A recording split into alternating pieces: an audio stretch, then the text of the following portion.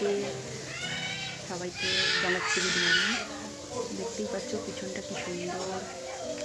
তো আজকে তোমাদের সাথে শেয়ার করব কোথায় কোথায় ঘুরলাম, কী কী দেখলাম, সব শেয়ার করবো।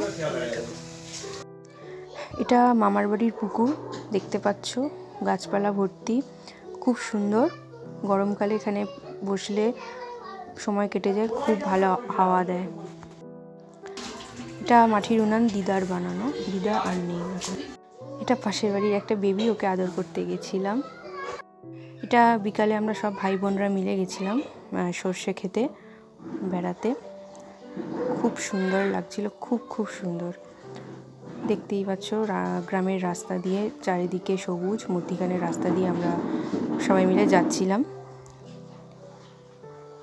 আর খেজুর গাছে রস পাড়ার জন্য বাঁধা আছে হাঁড়ি।